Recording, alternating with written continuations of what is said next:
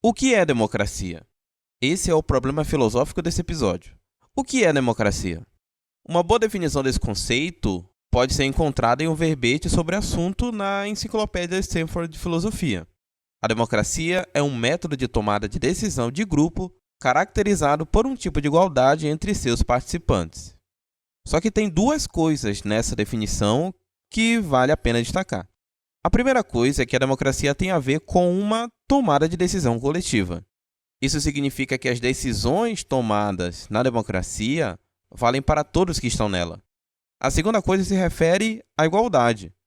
Essa igualdade na democracia significa numa maior ou menor participação no processo de tomada de decisão, indo desde uma presença direta nas decisões até a escolha de um representante para participar por você no referido processo. É possível dizer muito mais sobre a democracia e por isso estamos apenas começando. Tem a questão da cidadania, do voto, dos tipos de democracia, e é por isso que aqui nesse episódio será trabalhado apenas a democracia em seus aspectos mais gerais. Meu nome é Frank Willis e esse é mais um episódio do Esclarecimento.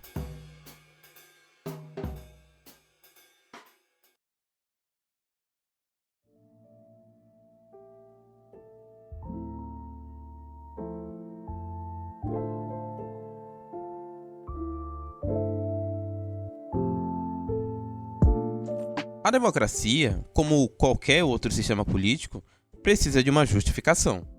Ora, que razões levar em conta para escolher a democracia ao invés da monarquia, por exemplo? Bom, justificar a democracia envolve uma avaliação de duas maneiras. A primeira se refere aos resultados da democracia em comparação com outros métodos de tomada de decisão política, ou seja, uma abordagem instrumentalista. E a segunda se refere à existência de algo justo ou valioso em decidir as coisas de maneira democrática, ou seja, uma abordagem proceduralista. Comecemos pela justificação instrumentalista da democracia. Nessa justificação, a tomada de decisão coletiva da democracia tende confiavelmente ao encontro de uma resposta correta sobre determinado problema político.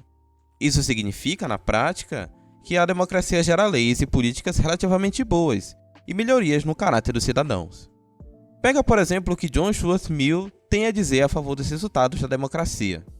Mill entende que, de forma estratégica, a democracia é vantajosa devido a obrigar os seus cidadãos a considerar os interesses, opiniões e direitos da maioria das pessoas. Isso significa que mais pessoas são levadas em conta na tomada de posição. Além disso, de forma epistêmica, o Mill entende que a democracia seria o melhor método de tomada de posição, devido geralmente ser mais confiável em ajudar os cidadãos a descobrirem as respostas certas dos problemas políticos. Ora, como muitas pessoas participam da democracia, mais informações das mais variadas fontes são consideradas e avaliadas. Por último, em relação ao caráter dos cidadãos, o Mill entende que a democracia melhora as qualidades morais dos cidadãos, dado o modo como tomam uma posição, fazendo-os pensar em termos de bem comum e justiça. Por exemplo, os outros são ouvidos, se é forçado a pensar nos outros e é preciso justificar a sua posição perante os outros. Seguindo adiante, a justificação proceduralista da democracia busca a razão de ser da democracia a partir do seu valor intrínseco ou da sua justeza. Uma dessas razões, por exemplo, seria de que a democracia promove a liberdade. Isso significa que a autonomia de uma pessoa, a sua capacidade de ser dona de si, é estendida para o domínio das decisões democráticas coletivas. Ora, a vida das pessoas é afetada pelo ambiente social, legal e cultural em que vive. O controle que essas pessoas podem fazer, ou tentar fazer, desse ambiente, só existe quando tiver igualdade de voz e de voto na tomada de decisão democrática. Uma outra razão proceduralista para justificar a democracia estaria nela promover a igualdade. A ideia é que a democracia leva ao tratamento das pessoas entre iguais, dando a elas a possibilidade de terem pontos de vista diferentes sobre assuntos que são de preocupação comum e, além disso, o devido respeito a essas posições.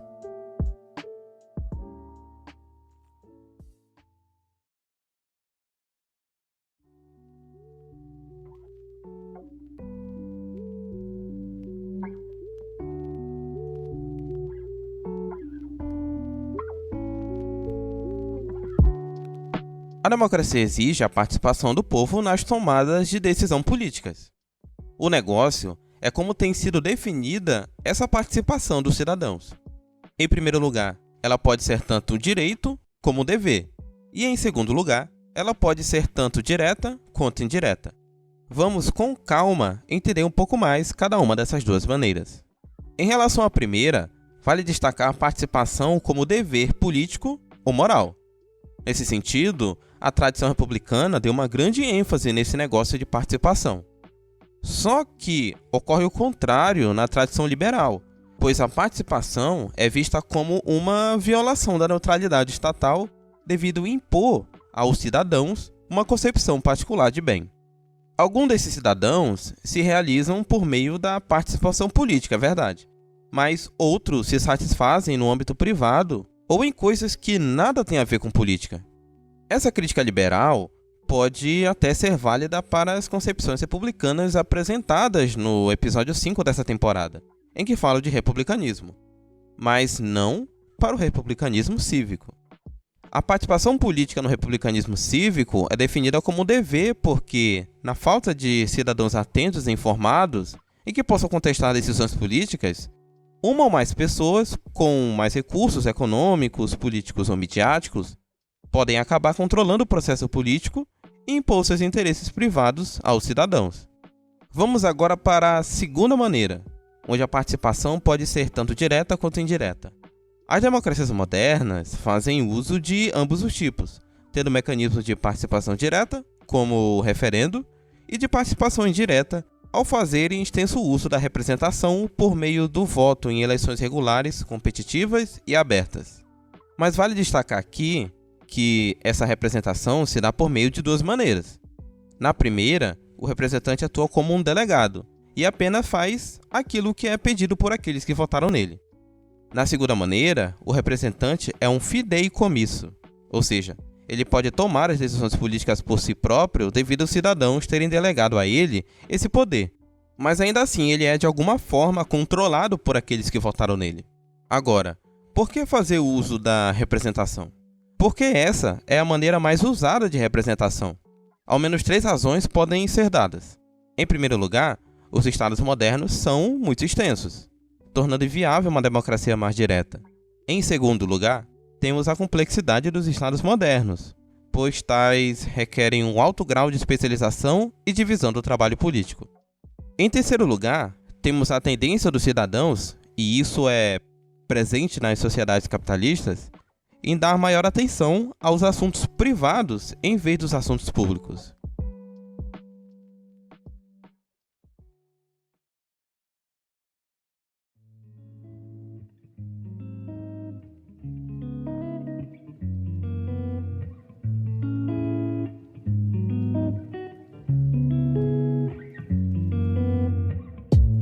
Olá pessoal, suave na nave? Aqui quem fala é Frank Willis e tenho TDAH, sou licenciado em Filosofia pela UFAM e o faz tudo desse podcast. Esse é o 7º episódio da 2ª temporada do Esclarecimento, onde trato de filosofia política. Em relação às referências que embasam esse episódio, as principais foram o capítulo de livro Democracia, do Thomas Cristiano, e esse capítulo se encontra no livro Textos Selecionados de Filosofia Política, e o capítulo de livro Filosofia Política, do João Cardoso Rosas, Matias Teller e Iñigo Gonzalez, que se encontra no livro Filosofia, uma introdução por disciplinas. Além disso, eu gostaria de agradecer as contribuições financeiras de Laira Maressa, Felipe Weise, Camila Russo, Paloma Coelho, Heloísa Mascarenhas, Jéssica Soares, Bismarck Bório e Alaine Lobato. Caso deseje apoiar esse podcast, faça uma doação em um valor qualquer ou assine o podcast a partir de R$5. Só mandar um pix para esclarecimentopodcast@gmail.com ou ir no link esclarecimentopodcast.wordpress.com/financie. Por fim, não deixe de nos acompanhar. Você pode fazer isso nos seguindo no seu aplicativo ou serviço favorito de podcast ou nos seguindo nas redes sociais. No Facebook, Instagram e TikTok é @esclarecimentop, tudo junto em minúsculo, e no Twitter é @esclarecimento_, tudo junto em minúsculo também. Isso é tudo por hoje, pessoal. Até o próximo episódio. Tchau, tchau.